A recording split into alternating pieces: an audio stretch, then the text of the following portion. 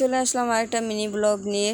আশা করি সবাই খুব ভালো আছো। তো এই যে মাটি কাইটা এনে ঘরের মধ্যে দিচ্ছি। তো ঘরটা আজকে মানে কমপ্লিট করতেই হবে, কারণ হচ্ছে খাট বসানো হবে, এক সাইডে বসানো হয়েছে। তো একটু ঝাড়ে টেরে নিচ্ছি যাতে উপরে ধুলাগুলা আর নিচে না পড়ে, তার জন্য। এই দেখো মাটি ভেঙে নিচ্ছি, এখন মাটি ভেঙে তারপরে মানে ছাইনে তারপরে লাগাবো। ওই সাইডটা দেখো প্রচণ্ড ফাঁকা, ওদিক দিয়ে মাটি না দিলেই হবে না।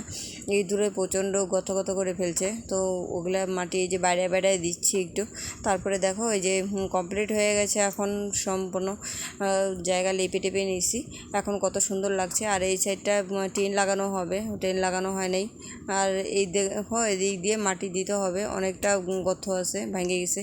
আর এখন ডিনার কমপ্লিট করব, বাসি ভাত আছে আর মাছের ঝোল আছে, এটাই এখন খাওয়া দাওয়া করব। তো মিনি ব্লগটা আর বড় করছি না, এখানে শেষ করছি। সবাই ভালো থেকো, সুস্থ থেকো, সাবধানে থেকো। দেখা হচ্ছে নেক্সট একটা ভিডিওতে। ততক্ষণ টাটা।